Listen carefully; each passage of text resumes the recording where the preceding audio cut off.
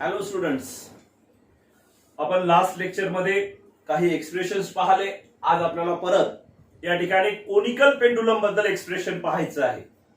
Conical pendulum हा concept शिकण्यापूर्वी आपल्याला pendulum काय असते ते पाहायचं आहे. आता पेंडुलम तसं तुम्हाला माहित असेल.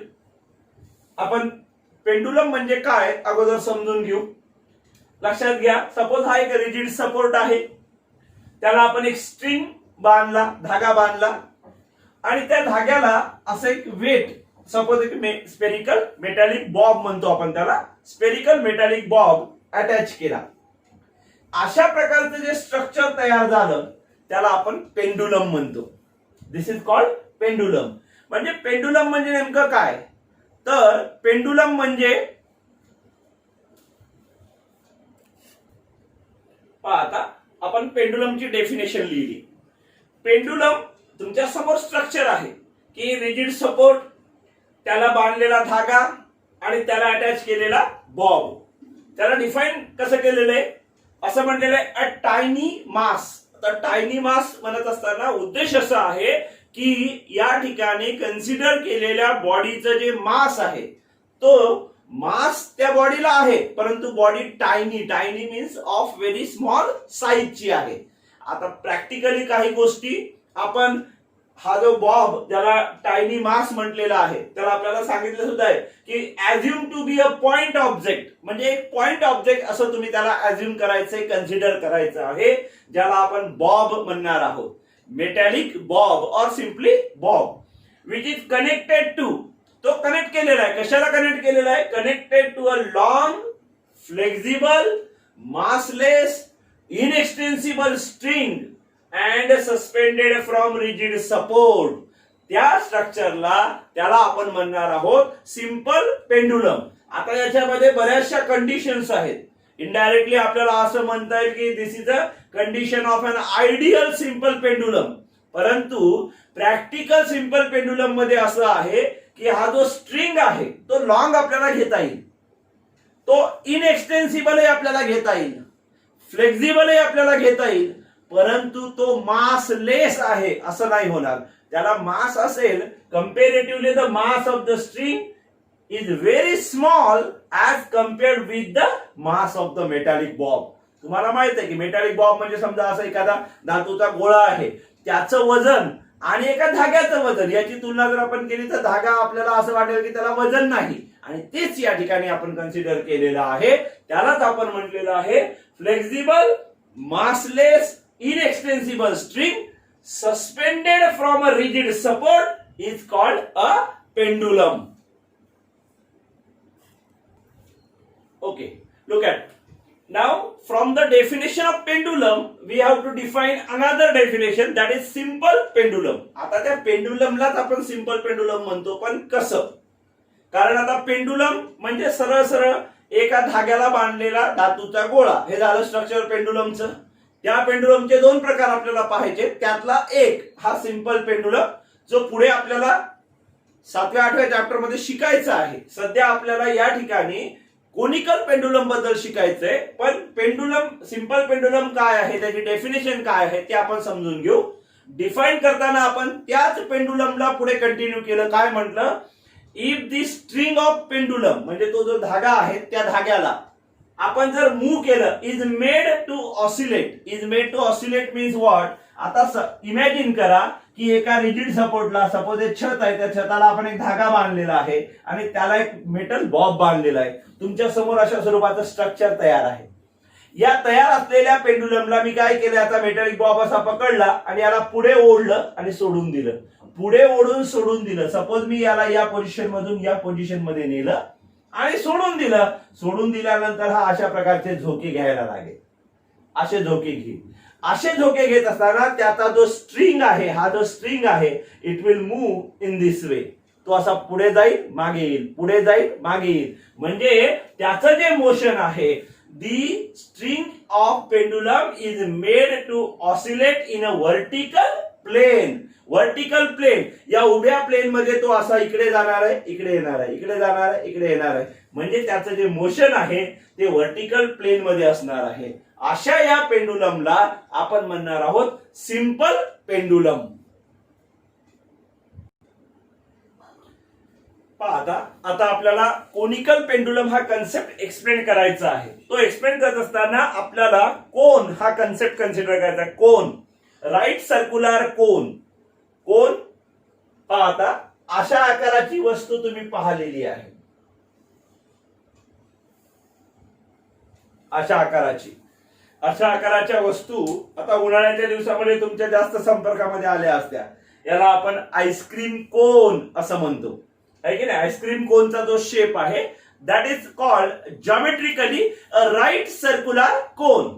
किंवा विदूषकाच्या डोक्यावरची टोपीचा आकार जो असतो तो अशा प्रकारचा आकार आहे. तर या शेपला आपण जॉमेट्रिकली काय म्हणतो, राईट सर्क्युलर कोन. जर अशाच प्रकारचा शेप पेंडुलमच्या मोशनच्या माध्यमातून तयार होत असेल तर त्या पेंडुलमला आपण म्हणणार आहोत कोनिकल पेंडुलम. आता आपण पेंडुलम आणि सिंपल पेंडुलम पाहला. इमॅजिन करा की हा रिजिड सपोर्ट आहे, त्याला सस्पेंड केलेला हा स्ट्रिंग आणि या स्ट्रिंगला अटॅच केलेला हा metallic bob. If I displace this metallic bob to this position, जर मी त्या मेटॅलिक बॉबला या पोझिशनला नेलं, इमॅजिन करा की असा धागा बांधलेला आहे, हा मेटॅलिक बॉब आपण या पोझिशनला नेला आणि या पोझिशनला नेल्यानंतर मी त्याला असं हॉरिझॉन्टल सर्कल मध्ये फिरायला लावलं. हॉरिझॉन्टल सर्कल मध्ये तो बॉब काय करायला लागला, हॉरिझॉन्टल सर्क्युलर मोशन परफॉर्म करायला लागला. पण when the bob is moving in a horizontal circle at the same time तुम्ही स्ट्रिंगच्या पोझिशन कडे जर पाहिलं, ही स्ट्रिंगची एक पोझिशन, ही स्ट्रिंगची दुसरी पोझिशन, ही स्ट्रिंगची तिसरी पोझिशन, स्ट्रिंगची चौथी पोझिशन, अशा स्वरूपात स्ट्रिंगच्या ह्या ज्या होणाऱ्या अनेक पोझिशन्स आहेत त्या माध्यमातून तुम्हाला अशा प्रकारचं स्ट्रक्चर तयार झालेलं दिसेल. हे तयार झालेलं स्ट्रक्चर या स्ट्रक्चर सोबत सारखं वाटते आपल्याला, म्हणून या स्ट्रक्चर फॉर्म मध्ये ऑसिलेट होणाऱ्या पेंडुलमला आपण म्हणतो कोनिकल पेंडुलम. आणि त्याची डेफिनेशन आपण अशी करतो. पण डेफिनेशन मध्ये काय म्हटलं, जसं जे आपण सांगितलं तेच फक्त शब्दात मांडलं. काय केलं, if the string of pendulum म्हणजे पेंडुलमचा धागा इज मूव्ड, आपण फिरवला, अलॉंग दी सरफेस, अशा रस्त्यावरून, अशा सरफेस वरून, along the surface of right circular cone of vertical axis. हा राईट सर्क्युलर कोन आहे ज्याचा व्हर्टिकल ऍक्सिस आहे, असा उभा ऍक्सिस, या पोझिशनला नेला, असा फिरवला, अशा अर्थाने त्याला म्हटलेलं आहे in a right circular cone of vertical axis and the point object. आता तो पॉइंट ऑब्जेक्ट ज्याला आपण या ठिकाणी बॉब, मेटॅलिक बॉब म्हणणार आहोत, तो point object performs uniform horizontal circular motion. तो बॉब मात्र या सर्कल मध्ये फिरणार आहे, अशा स्वरूपात या सर्कल मध्ये. आता ही 3 डायमेन्शनल फिगर आहे. बोर्डवरती, बोर्डचा सरफेस म्हणजे 2 डायमेन्शनल सरफेस आहे, पण तरी तुम्ही इमॅजिन करू शकता. मी जी बोर्डवरती डायग्राम काढली, ती डायग्राम तुम्हाला इमॅजिन करायला लावते की कशा प्रकारे ह्या वेगवेगळ्या पोझिशन मध्ये तो मेटॅलिक बॉब गेलेला आहे.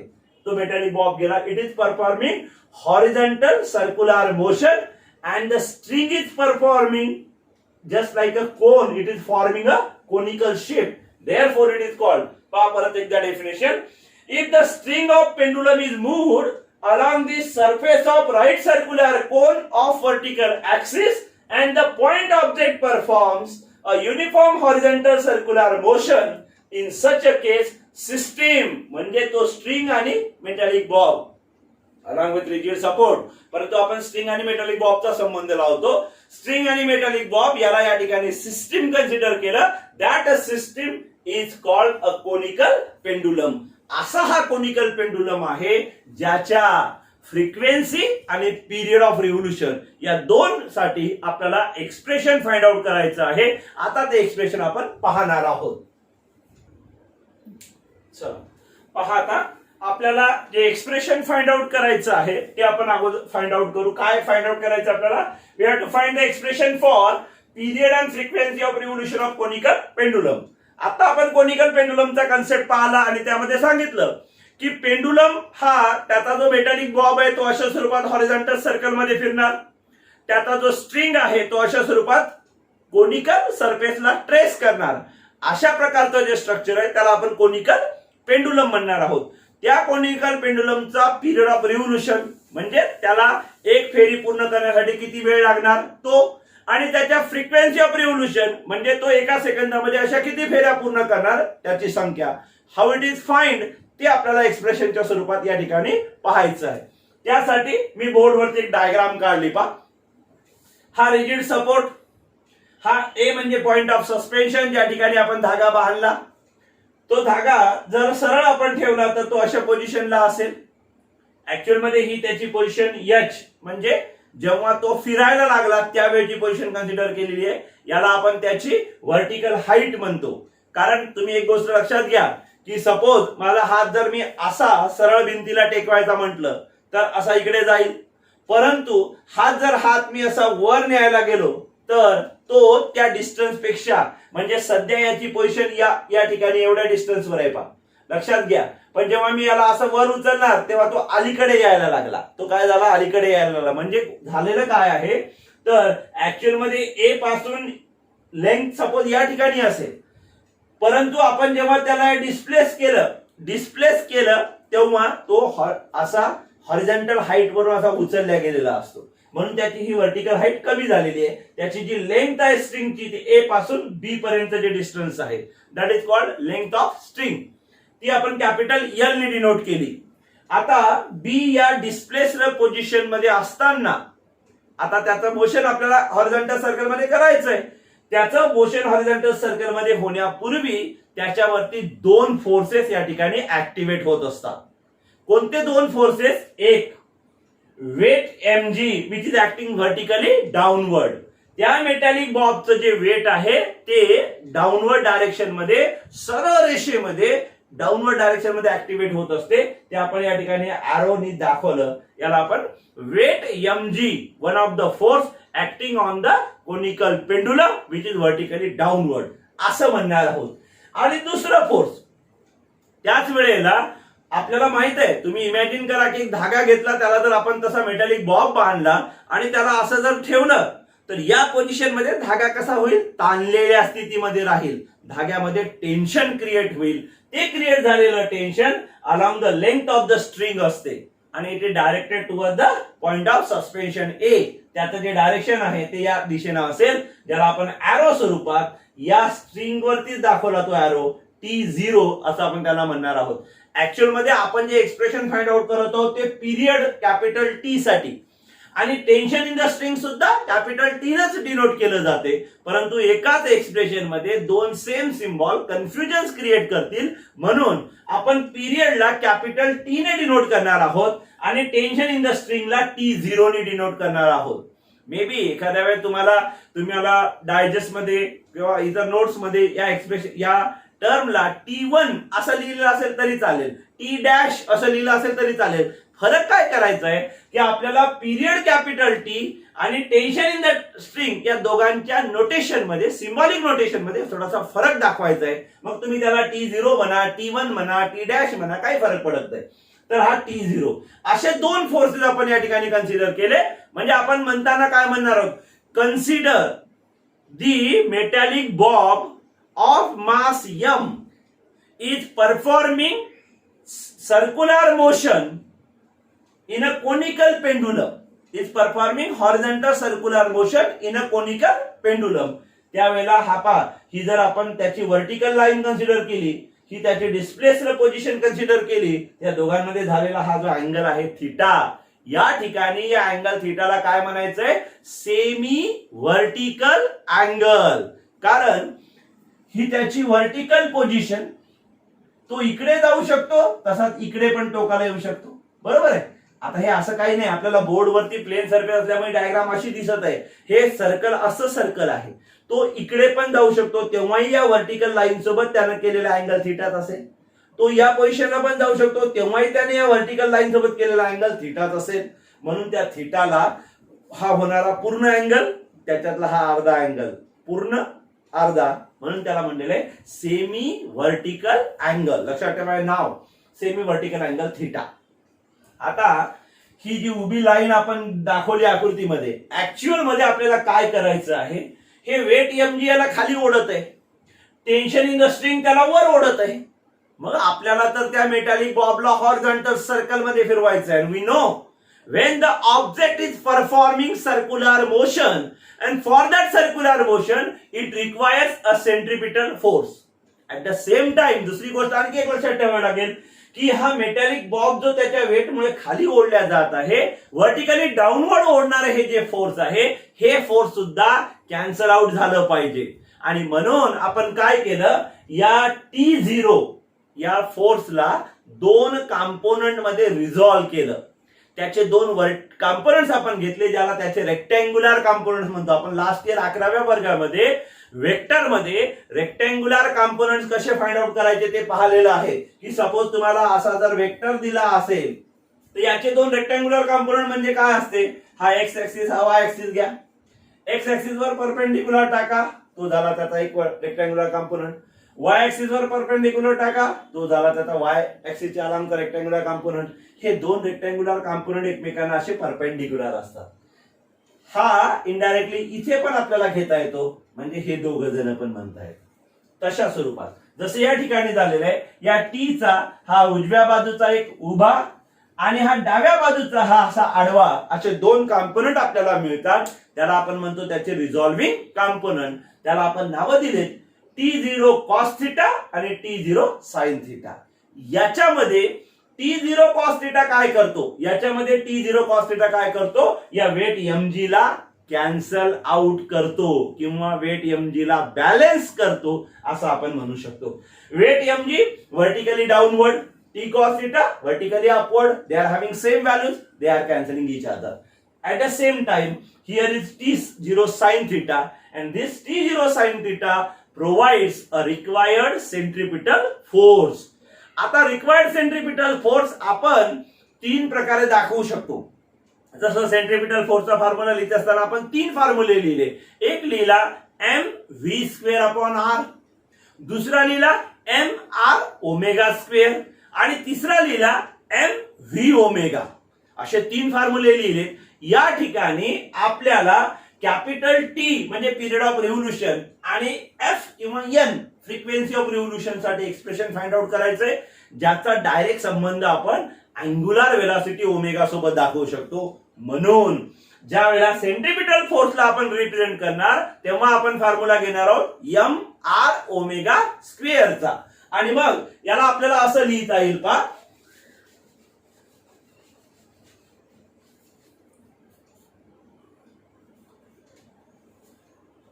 the weight mg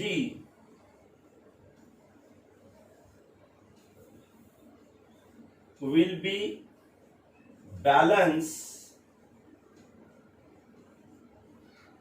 by the vertical component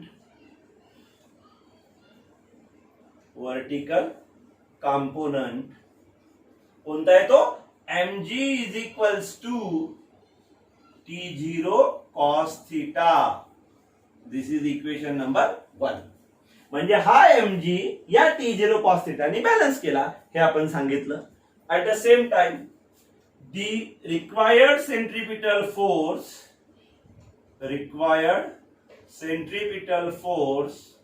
is provided by T0 sin theta. आणि म्हणून आपल्याला असं म्हणता येईल m r omega square is equals to T0 sin theta. Equation number 2. असे हे दोन इक्वेशन्स आपल्याला मिळाले जे आपण अगोदरच्या कन्सिडरेशन्स वरून मिळवलेत. कसे की वेट बॅलन्स कोणी केलं तो, आणि कोण तुम्हाला सेंटरकडे आणत आहे म्हणजे तुम्हाला रिक्वायर्ड सेंट्रिपिटल फोर्स प्रोव्हाइड करत आहे. आता या दोन इक्वेशनचा आधार घेऊन आपल्याला कॅपिटल टी साठी फॉर्म्युला तयार करायचा आहे. त्यासाठी या दोघांचा आपल्याला करायचा भागाकार. We have to divide this equation second by this equation first. We will get m r omega square upon mg.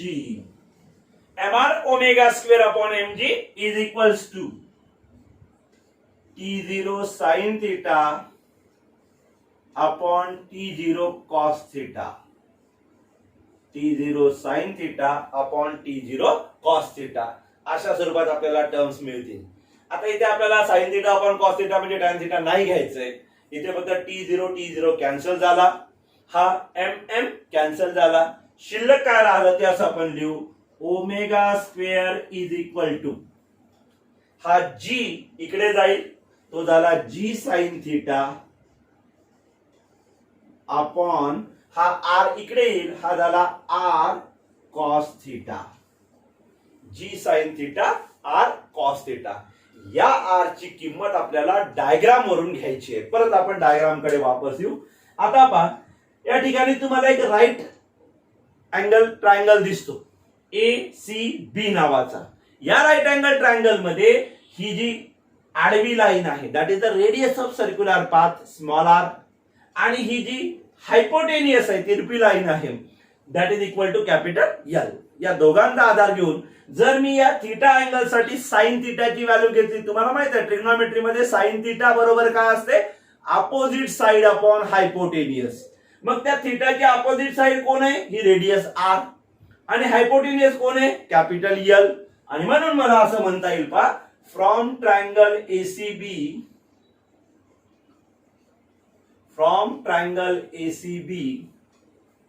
this angle ACB is equal, angle CAB is equals to theta, that is called semi vertical angle.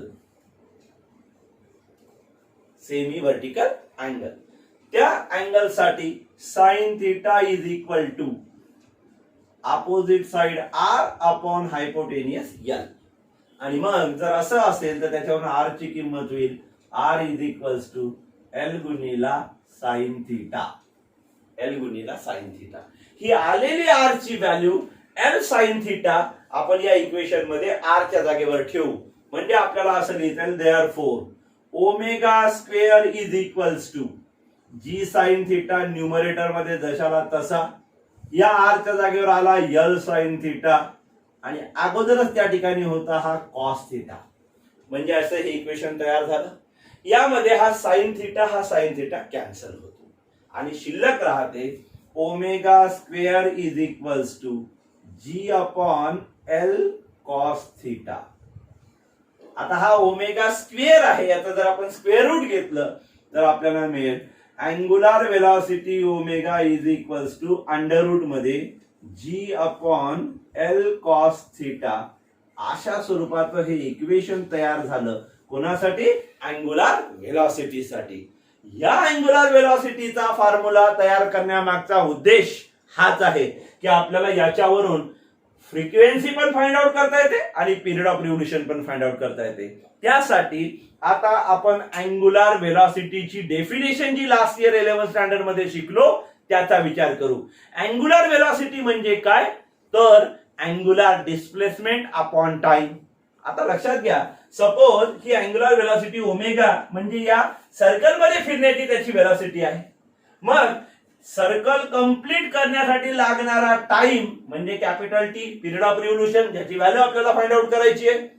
आणि एक circle जर त्याने complete केलं तर या circle मध्ये त्याने travel केलेलं अँगुलर डिस्टन्स, ज्याला आपण त्याचा angular displacement theta is equal to म्हणत असतो 2 पाय रेडियन. आणि म्हणून या ओमेगाचा फॉर्म्युला आपल्याला माहित असणारा तो असा आहे, but this omega is equals to angular displacement upon time. Omega is equals to angular displacement upon time. आपल्याला टाइम साठी फॉर्म्युला पाहिजे म्हणून आपण म्हणू therefore time is equals to 2 pi upon omega. या दोघांनी एकमेकांना रिप्लेस केलं. टी गेला ओमेगाच्या जागेवर, ओमेगा आला टीच्या जागेवर. T is equals to 2 pi by omega. हा ओमेगा ऑलरेडी आपल्याला माहित आहे, तो ओमेगा आपण इथे सबस्टिट्यूट करू. सपोज मी हा ओमेगा या ठिकाणी सबस्टिट्यूट केला तर काय येईल, अंडर रूट मध्ये अंशामध्ये G आणि छेदामध्ये L cos थिटा. हे भागाकारात आहेत. भागाकाराच्या ऐवजी आपण त्यांना जर गुणाकारामध्ये घेतलं तर ते उलट होतात. म्हणजे हा छेद जातो अंशाच्या जागेवर, हा अंश जातो छेदाच्या जागेवर, आणि हे इक्वेशन असं तयार होते T is equals to 2 pi under root मध्ये L cos theta upon G, याला मी म्हणतो इक्वेशन नंबर 4.